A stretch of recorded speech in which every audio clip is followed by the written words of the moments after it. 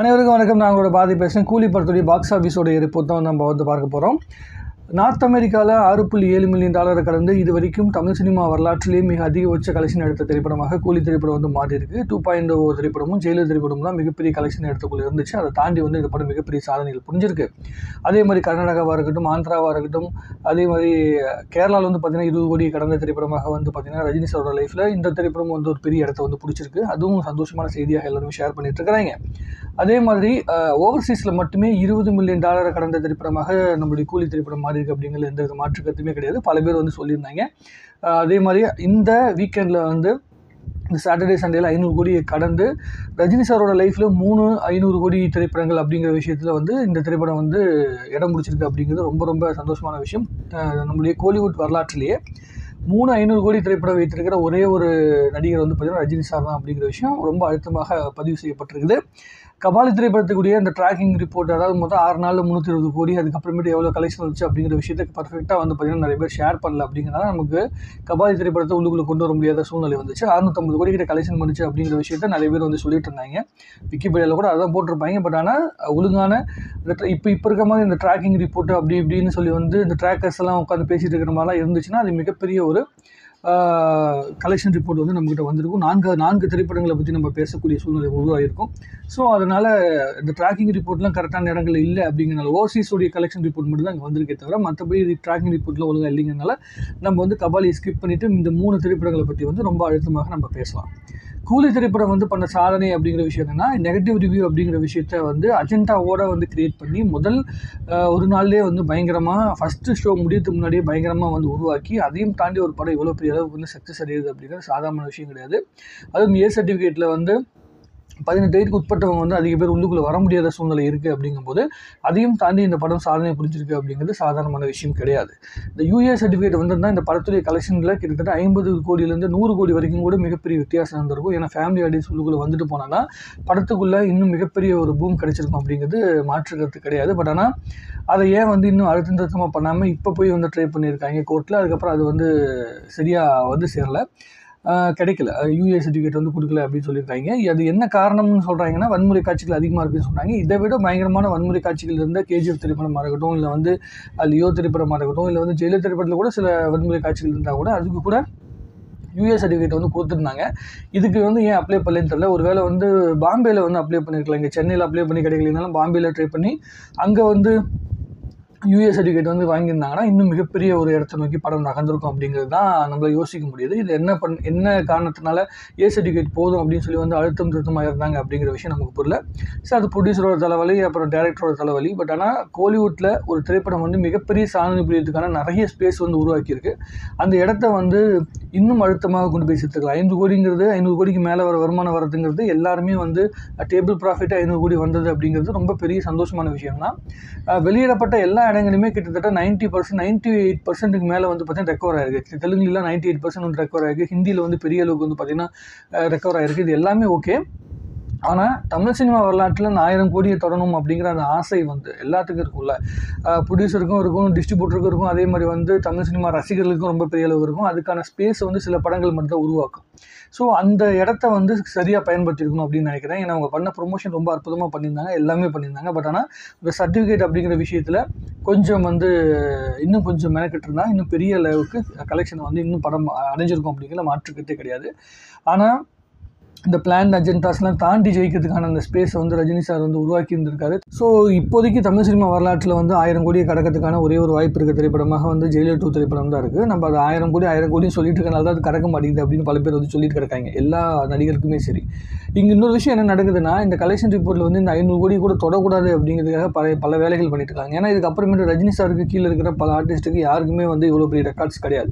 இவங்களுக்கு என்னென்னா வந்து அதில் சில பேர் வந்து பார்த்திங்கன்னா அரசியலுக்குள்ளே வராங்கல்ல, அவங்களுக்கு என்னென்னா இந்த ரெக்கார்டெல்லாம் வந்து இவர்கிட்டே இருந்துச்சு அப்படின்னா நம்மளை எப்படி சினிமாவோட உச்சமாக பார்ப்பாங்க அப்படிங்கிற ஒரு தாழ்வு மனப்பான்மை வந்து அந்த நடிகர்களுக்கு இருக்குது. அதனால் என்ன பண்ணுறாங்கன்னா பிளான் அஜெண்டா பண்ணுறாங்க. படம் வரத்துக்கு ஒரு ஷோ முடியறதுக்கு முன்னாடி இஷ்டத்துக்கு வந்து பேசி நெகட்டிவிட்டி பரப்புங்க அப்படின்னு சொல்லிட்டு இப்படிலாம் உருட்டி பரட்டி சினிமாக்குள்ளே இருந்துட்டு அரசியலுக்குள்ளே வந்தால் அரசியலில் வந்து மக்கள் எப்படி மதிப்பாங்க அப்படிங்கிற அந்த லாஜிக்கே புரியாமல் இருக்குது. சினிமாக்குள்ளே வந்து நம்ம ரெக்கார்டு காட்டலாம், அப்போ அரசியலுக்குள்ளே வந்ததுக்கு அப்புறமேட்டு நம்ம வந்து சோசியல் மீடியாவுக்கெல்லாம் வந்து ரெக்கார்டுன்னு காட்டலாம். ஆனால் அரசியலுக்குள்ளே ஓட்டு அப்படிங்கிற இடத்துக்குள்ளே வந்த பிறகு எப்படி நீங்கள் வந்து அதை ரெக்கார்டு காட்டுவீங்க? இங்கே வந்து ஃபேக்காக என்ன வேணாலும் வந்து உருட்டி பண்ண முடியும். ஆனால் ஓட்டு அப்படிங்கிறது வந்து மக்கள் போட்டால் தான் உங்களை வந்து அந்த ரிப்போர்ட்டை காட்ட முடியும். அதில் தெரிஞ்சு போயிடும் உங்களுடைய ஃபேம் என்ன இருக்குது, என்ன மரியாதை இருக்குது, மக்கள் வந்து உங்களை எப்படி பார்க்குறாங்க, தலைவராக பார்க்குறாங்களா இல்லை வந்து பார்த்தீங்கன்னா வெறும் சாதாரண ஆட்களாக பார்க்குறாங்க அப்படிங்கிறது தெரிஞ்சு போயிடும். சரி, அது இருக்கட்டும். அவங்க தான் அரசியலுக்குள்ள போகிறாங்க, அதுக்கப்புறமேட்டு அதை பற்றி பேசி பிரயோஜனம் கிடையாது. நம்ம இங்கே தமிழ் சினிமா உருப்புற வழி இதுக்குண்டான விஷயமோ அதை பார்க்கலாம். இந்த வயதிலும் சரி, இந்த இடத்துலையும் சரி, தமிழ் சினிமாவை அடுத்த காலத்துக்கு கொண்டு போகணும் அப்படிங்கிறதுக்கான மிகப்பெரிய முயற்சியை வந்து கமல் சார் ஆகட்டும், ரஜினி சார் ஆகட்டும் 2 பேரும் முயற்சி எடுத்துகிட்டு இருக்காங்க. கமல் சார் கல்கி திரைப்படம் மூலமாக அங்கே வந்து ஒரு பெரிய பிளாட்ஃபார்ம் வந்து உருவாக்கிட்டு இருக்காரு. ஏன்னா அங்கே பெரிய பெரிய ஆர்டிஸ்ட் எல்லாமே சேர்ந்து இணைஞ்சு நடிக்கும்போது தனக்கான ஒரு ஸ்பேஸ் இருக்கணும் அப்படிங்கிறதுக்காக வில்லன் கேரக்டர் நடித்தாலும் பரவாயில்லன்னு அவர் அங்கே கதையை எடுத்து நடிக்கிறாப்புல. அதற்கு பிறகு இந்த பக்கம் வந்து பார்த்தீங்கன்னா தமிழ் சினிமா வரலாற்றில் எந்த அளவிற்கு ஆர்டிஸ்ட்டை வந்து உள்ளே கொண்டு வர முடியும், பெரிய பெரிய இண்டஸ்ட்ரி ஆட்களை உள்ளுக்குள்ளே கொண்டு வர முடியும் அப்படிங்கிற விஷயத்தையும் சரி, அதே மாதிரி பட்ஜெட் லெவல்லையும் இருக்கட்டும், ப்ரொமோஷன் லெவல்லையும் இருக்கட்டும், பெரிய லெவலில் பண்ணணும் அப்படிங்கிறதுக்காக தான் உழைச்சி இந்த திரைப்படம் வந்து கூலி திரைப்படம் வந்து உருவாயிருக்கு. ஆனால் ஒவ்வொரு இண்டஸ்ட்ரிக்குள்ளே இருக்கிறவங்களும் என்ன பண்ணுறாங்க, அந்த இண்டஸ்ட்ரியை டெவலப் பண்ணணும், அந்த இண்டஸ்ட்ரியை வந்து வளர்த்தணும் அப்படிங்கிறதுக்காக போராடுறதை நான் பார்த்துருக்கேன். ஆனால் தமிழ் சினிமாவில் இருக்கிற இந்த ட்ராக்கர்ஸாக இருக்கட்டும், இல்லை வந்து பாக்ஸ் ஆஃபீஸ் சம்மந்தப்பட்ட ரிப்போர்ட்டை போடுறவங்களா இருக்கட்டும், இவங்க எல்லாருமே என்ன பண்ணுறாங்கன்னா, ரிவ்யூவர்ஸ் இவங்களாம் என்ன பண்ணுறாங்கன்னா, இவங்களுக்குன்னு ஒரு அஜெண்டா வச்சுட்டு இவங்களை தவிர வேறு எந்த ஆர்டிஸ்ட்டுக்கும் நம்ம பேசக்கூடாது அப்படிங்கிற மனநிலையில் இருக்காங்க.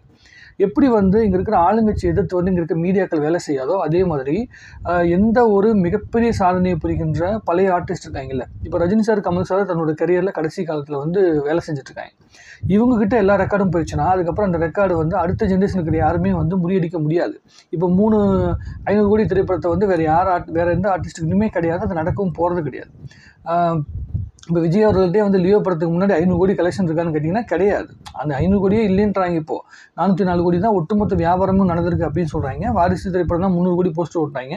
லியோ திரைப்படம் 320 கோடி கிட்ட தான் வந்து கிராஸ் கலெக்ஷனே வந்துருக்குது, தியேட்ரிக்கல் கலெக்ஷன். அதை தாண்டி பிஸ்னஸ் எல்லாம் சேர்த்து போட்டு தான் 400 கோடி 500 கோடி கிட்ட வந்து கணக்கு காட்டுறாங்க. ஆனால் ஒட்டுமொத்தமாகவே இந்த டைம் யோசிச்சு பிறகு 2018 2.0 திரைப்படம் வரும்போது கிட்டத்தட்ட 800 கோடி ரூபாய்க்கு கிராஸ் நடந்திருக்கு அப்படின்னா அப்போ எவ்வளோ பெரிய வந்து மார்க்கெட்டை வந்து ரஜினி சார் புல் பண்ணி இழுத்திருக்காரு தமிழ் சினிமாக்காக. அப்போ வந்து தெலுங்கு சினிமாவும் பெரிய அளவுக்கு டெவலப் ஆகலை, அதே மாதிரி வந்து நம்மளுடைய கர்நாடகா சினிமாவும் பெரிய அளவுக்கு டெவலப் ஆகலை. இப்போது அதுவும் நம்மளுடைய மலையாள சினிமாலாம் 50 கோடி கலெக்ஷன் வந்தால் 100 கோடி கலெக்ஷன் வந்தால் மிகப்பெரிய சாதனையாக பார்த்துட்டு இருந்த வருஷங்கள் அப்போல்லாம் 2018 டைமில். இப்போது மலையாள சினிமா 250 கோடி வருமானம் பார்க்க ஆரம்பிச்சிருச்சு. தெலுங்கு வந்து பார்த்திங்கன்னா அது ஆல்ரெடி வந்து 1800 கோடி வரைக்கும் போயிட்டாங்க. புஷ்பா 2 படத்தை வச்சு 1800 கோடி வந்து பிஸ்னஸ் பண்ணிட்டாங்க. அதே மாதிரி கர்நாடகாவில் வந்து பார்த்தீங்கன்னா KGF 2 திரைப்படத்துக்கு பிறகு இப்போ டாக்ஸிக்னு ஒரு படம் வரப்போகுது. அதுக்கப்புறமேட்டு காந்தாரா திரைப்படம் வந்து இந்த செகண்ட் பார்ட்டு இன்னும் மிகப்பெரிய வியாபாரம் பண்ணுவாங்க. ஆல்ரெடி 400 கோடிக்கு பண்ணிட்டாங்க. இப்போ இந்த படம் வந்து 450 கோடி 500 கோடிக்கு வந்து வியாபாரம் பண்ணுவாங்க. ஸோ இவ்வளோ பெரிய இண்டஸ்ட்ரியை நோக்கி நகருது. எல்லாருமே அந்த படங்கள் வரும்போது அந்த இண்டஸ்ட்ரி சேர்ந்த அத்தனை பேருமே படத்தை வந்து தூக்கி நிறுத்துறாங்க. ஆனால் தமிழ் சினிமாவுக்குள்ளே ரொம்ப மட்டமான மனநிலைக்குள்ளே சில நடிகர்களுடைய சுயலாபம், சுயநலம் அப்படிங்கிற விஷயத்தினால என்ன மட்டும் நல்லவனாக காட்டு, என்ன மட்டும் பெரிய வந்து டானா காட்டு அப்படிங்கிற மாதிரி உருட்டி தான் இண்டஸ்ட்ரி ஃபுல்லாகவே ஃபேக்கான கலெக்ஷனையும் ஃபேக்கான விஷயங்களும் நடந்துகிட்டே இருக்குது. இருக்கிற கலெக்ஷனை ஒழுங்காகவே காட்ட மாட்டேன்றாங்க. அது எப்படின்னா ஒரு இப்போ ரஜினி சாரோட படம் வந்தாலோ இல்லை வேறு நடிகருடைய படம் வந்தாலும் அவங்களுடைய கலெக்ஷன் வந்து கம்மியாக போட்டு பண்ணுவாங்க. ஏற்கனவே இருக்கிற கலெக்ஷனோட கம்மியாக போடுவாங்க. ஆனால் ஒரு குறிப்பிட்ட நடிகரோட கலெக்ஷன் ரிப்போர்ட் எடுத்து என்ன பண்ணுவாங்க, வந்ததே கம்மியாக இருக்கும், அவங்க எடுத்து நீட்டிருக்காங்க பயங்கரமாக. 160 கோடி கிராஸ் காட்டியிருக்கிறாங்க. அதை வந்து 160 கோடி வந்து நெட் கலெக்ஷன் காட்டியிருக்காங்க, ப்ரொடியூசர்ஸ் யாருன்னு காட்டியிருக்காங்க. கிராஸ் கலெக்ஷன் அப்படி இப்படின்னு என்ன போட்டாலும் உங்களுக்கு வந்து 360 400 கோடிக்குள்ளே தான் வரும் அந்த கலெக்ஷன் ரிப்போர்ட்டு. திடீர்னு அது எப்படி 600 கோடியாக மாறுச்சு அப்படிங்கிற கணக்கே தெரியல. அவங்களுக்கு தெரிஞ்சு போச்சு 600 கோடி நம்மளோட லைஃப்லாம் வராது, நம்மளுடைய மேக்ஸிமம் புல்லிங் கெப்பாசிட்டியே 350 கோடி 400 கோடி தான். ஸோ நம்ம இன்னும் ஒரு படம் தான் நடிக்க போகிறோம் அப்படிங்கிறதுனால அது எல்லாத்தையும் உடச்சி நம்ம எப்படியாவது வந்து நம்பர் 1ன்னு காட்டிடணும். ஏன்னா அரசியலுக்குள்ள வரும்போது நம்ம நம்பர் 1ன்னு இல்லாமல் நம்பர் 2 இருந்தால் நம்மளை மதிக்க மாட்டாங்க அப்படிங்கிற விஷயத்தை தான் நம்மளுடைய ஒரு நடிகர் வந்து பார்த்திங்கன்னா உணர்ந்துருக்கிறாப்புல. அவரே ஒரு படத்தில் சொல்லுவார்ல, நம்பர் 2 சொல்லுவார்ல, கடைசி வரைக்கும் அவங்க 2 தான், வேறு ஆப்ஷனே கிடையாது. சும்மா ஆன்லைனுக்குள்ளே கம்பு சுற்றிக்கிட்டு இந்த படம் ஓட விடாமல் பண்ணலாம்னு சொல்லி வந்து மக்கள் மனசுக்குள்ளே ரொம்ப ஆழமாக பதிஞ்ச ஒருத்தர் வந்து பார்த்திங்கன்னா சர்வசாதாரணமாக உடச்செஞ்சிடலாம் அப்படின்னு நினச்சிங்கன்னா அது நடக்கவே நடக்காது. ஸோ அவருக்கு நம்ம இதில் சினிமா ரீதியான பதில்களை சொல்லி நமக்கே கொஞ்சம் டயர்டாகி போச்சு. அரசியல் ரீதியாக மக்கள் பதில் சொன்ன பிறகு அதுக்கப்புறம் நம்ம சினிமாவை பற்றி பேசினோம்னா அவருக்கு புரியும் அப்படின்னு நினைக்கிறேன். ஸோ லாஸ்ட்டாக ஒரு படம் வரப்போகுது, அவருக்கும் வரட்டும், அப்போ வந்து தெளிவாக உட்காந்து பேசிக்கலாம். ஸோ இப்போதைக்கு நம்ம கூலி திரைப்படம் வந்து பண்ண சாதனை அப்படிங்கிற விஷயம் வந்து ரொம்ப பெரிய சாதனை. இன்னும் அடுத்த கட்ட நடவடிக்கைக்காக என்ன நடக்குது அப்படிங்கிறத பொறுத்து வந்து பார்க்கணும். ரஜினி சாரும் கமல் சாரும் இணைஞ்சு ஒரு படம் நடிக்க போகிறாங்க அப்படிங்கிற விஷயத்த ஆல்ரெடி வந்து சொல்லியிருந்தாங்க. அந்த திரைப்படத்துக்கு யார் இயக்குனர், அதனுடைய லோகேஷ் கனகராஜ் தான் இயக்குனர் அப்படிங்கிற மாதிரி சொல்லியிருக்கிறாங்க. ஆனால் அது வந்து இன்னும் கன்ஃபார்ம் ஆகலை அப்படின்னு சில பேர் வந்து பேசிகிட்டு இருக்கிறாங்க. ஸோ அதுக்கான அப்டேட்டு, அதுக்கான வந்து அதுக்கான அப்டேட் வந்து வரும்போது அதை பற்றி இன்னும் டீட்டெயிலாக உட்காந்து நம்ம பேசலாம். சரி, உங்களுடைய கருத்துக்கள் எதுவாக இருந்தாலும் சரி கமெண்ட்டில் போடுங்க. இன்னும் நிறைய பேசுவோம். அடுத்த ரிப்போர்ட்டை வந்து எடுத்துகிட்டு வந்து உங்கள்கிட்ட மறுபடியும் வந்து பேசுகிறேன். நன்றி, வணக்கம். வாழ்க தமிழ்நாடு, வளர்க தமிழ் சினிமா.